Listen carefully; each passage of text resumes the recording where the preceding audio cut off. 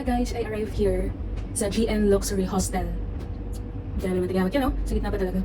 Kalat ng gamit ko. Anong oras na ba? Gusto niya ng room tour sa mga planning na mag-book dito sa GN Luxury Hostel. Ano bang meron dito? I like the room kasi ano lang siya, compact. Ayoko kasi masyadong malaki din eh. Ano lang siya, like bed, there is a window. Tapos, ayoko ipakita yung front. Ang kalat kasi. Grabe yung mga gamit ko, ang kalat agad, no? Maya na akong maglilinis, nakakapagod eh, pero sige, pakita ko na nga sa inyo. Oh, diba? TV, tas may parang, may shelves. Shelves talaga, hindi yun parang shelves. Diba, nakakalat pa yung ano ko dyan. Yung maleta ko. Tapos, ay, ano naman siya, full body mirror.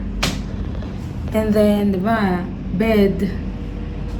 Yun lang siya talaga. And then, ito yung toilet. And, ay, mali pala. Toilet, di ba yung may ano yan? So, ayan, yung toilet. Sabi kasi toilet and bath, di ba? Tapos, bath. Diyan ka maliligo. Bath nga eh. And, meron ulit na mirror. Ayan. Pinagtulan ko na ng hands. Tapos, cutie na panghilamos. Naghilamos na ako eh. Tapos, nakalimutan ko yung facial wash ko. Kaya ang ginamit ko, yung pangkatawan. Okay, enough. Tapos, may libre na din. Kung dito kayo magbubook, ayaw nyo magdala ng shower gel and shampoo. Meron naman dito. Mabango naman siya. Ginamit ko to pang hugas ng kamay. Shampoo, hindi ko yan gagamitin. Hey. Then, tingnan natin yung fire exit. Asan daw ako? You are here? Hindi, ito yan eh. You are here. Tapos, you are here. Parang mo lang. Fire exit. Hindi sa fire. Dito, pababa. Okay. Yan lang. And ito yung sa card. Ito lang yung switch sa room. Tapos,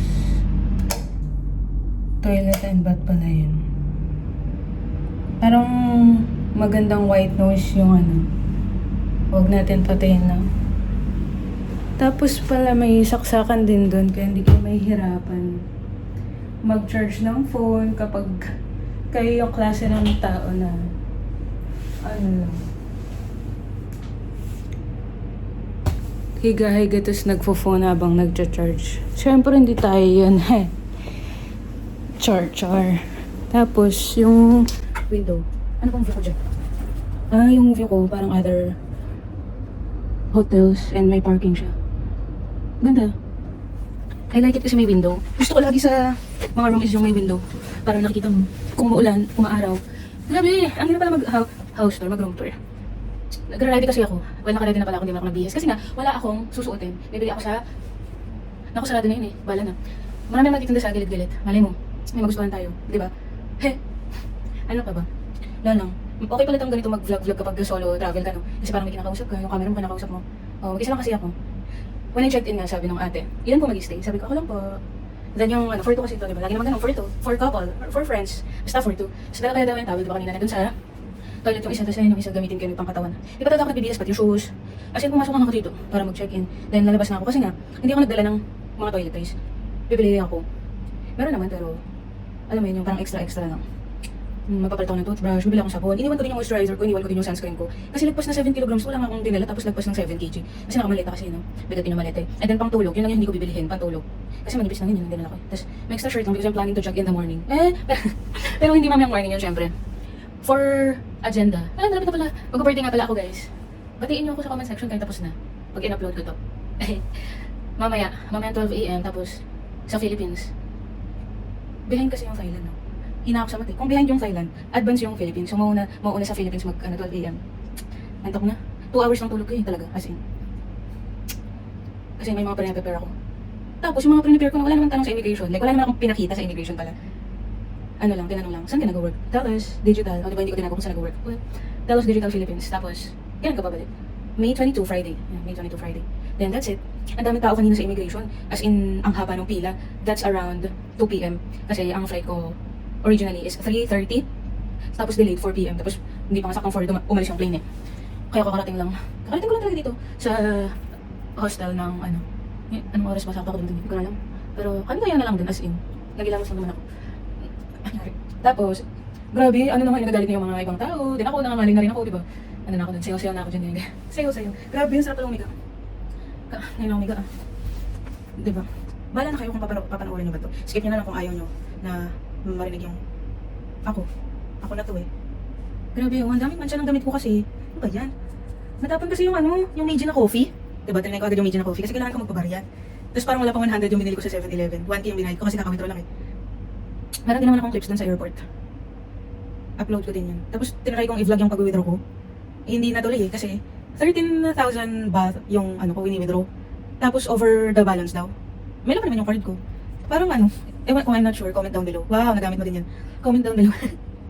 Kung hindi talaga yung naglalabas, yung parang may butal ganun. Kasi di ba may mga pagpipilian ko lang doon, 5,000, 2,000. Kasi yung pinakamalaki din sa parang given amount, 10,000 baht. Eh gusto ko nga, 13,000 para sakto sa Philippine peso na 25,000. Ganun. 25,000. 13 something pa nga yun eh. Hindi nilabas, sinistop ko na yung video. Yun parang nataranta na. Tapos akala ko may tao sa likod ko, kaya medyo parang nagmamadali din ako mag-withdraw eh. Tapos may fee na 250. Sa lahat naman yun. And, ayun, 10,000 ang na-withdraw kong sabagay. Pero, tingnan natin kung kakasya siya. Wow, dami kasi akong gustong bilhin. Meron kasi akong 20 kilograms na check-in baggage pa uwi. Lagi naman akong ganun. Papunta, 7 kg lang. Tapos pa uwi. Ganun ako nag-check-in baggage kasi yung mga pasalubong. Pero yung first international trip ko, 20 kg may dala ako. Tapos first na own luggage ko din yun. Yung kakabili mo pa lang, no? Malaki pa. And then, ang dami ko pang dala ng damit, ganyan. Kasi gusto kong umoutfit. Ang first international trip ko is Hong Kong. Tapos may kasama ko yung friend ko. Ang hirap magdala papunta. So ngayon, na lang, 7 kg lang. Like yung hand carry lang ganyan. Depende din sa pupuntahan mo eh. Kasi kapag wala namang mabibili ng mga damit, mga ganyan, magdadala ka talaga ng sarili mong outfit, diba? Pero dito kasi sa Bangkok, ang dami kasing bilihan ng damit. Kahit ayokong bumili ng damit na bago, kasi nga, madami naman akong damit eh. Diba? Pero, andito kami, tsaka kailangan, yun nga, 7 kilograms lang. Hindi na ako nagdala ng damit. Yung pantulog na nga lang. And, one shirt. Yan lang naman. Pag may mga questions kayo na gusto nyong siyempre, yung may question nga, gusto nyo malaman yung sagot ko kasi question yun eh. Comment nyo. Tapos, replyan ko ba? Sige. Na lang? Wala naman kasi yun lang eh. Pag first time mo mag-travel siguro, tapos solo ka lang doon, maraming tanong. Yung first international trip ko kasi may kasama ako, dalawa lang kami. Ngayon kasi, basically, departure from the Philippines. Pang third country ko na to. First Hong Kong, second Taiwan, then third tong Thailand. Tsaka di ba, lumuluwag na din naman kasi nga, bakit mo papipigilan kung nakaprepare naman na lahat yun, tapos may pera naman yung mga Pinoy gusto lang mag-tour, pinipigilan pa, di ba? Dami pang tatanungin. Di naman tinanong, nag-prepare pa ako ng mga COE, payslip, ganun. Pero, syempre, mas okay nang ready kayo. Baka kasi biglang magtanong. Iba-iba nga kasi tayo ng experience, di ba? Depende din talaga yan sa IO. Salute sa IO na yun. Lalaki siya, medyo may edad na ganyan. Since nung nasa linya pa lang ako, nag-manifest na ako na sana siya yung makuha ko kasi nga, ang bilis niya lang, tapos parang jolly siya ganun. Like, chill lang ganun, and meron siyang sense of urgency. Kasi siguro nakikita niya na nga, ang dami nakapila eh. Iba nainis na ganun. Dami yung pila, kaya syempre. Pero may nakita din ako, nag-second interview, girl siya. Lang din siya. Nag-iisa na girl. I'm not sure kung saan siya pupunta, pero ang tagal niya dun sa immigration, sa ibang officer. Syempre, dami kong time eh. Di nakatingin lang ako dun. Dami tanong sa kanya eh. Tapos hindi siya pinayagan. Yung ba yung second interview, nandun pa sa mga, yung sa may gilid, yung madami pa dun. Tapos maybe finifila pa na siya eh. Hindi lang naman siya yun nandun. Marami din nagsa-second interview eh. Dahil naging dalawa sila doon, gano'n. So, iba din talaga. Baka yung pupuntahan niyang country, hindi naman gano'n kaano. Or, kulang yung documents niya. Or, hindi ko lang sure. Kayo kung na-experience kayo ng offload. Or second interview. Share niyo naman. Share niyo din. Hinintay ko lang talaga mag-charge yung earphones ko. Gusto ko kasi bumaba, maglakad na naka-earphones. Yun lang. Bye!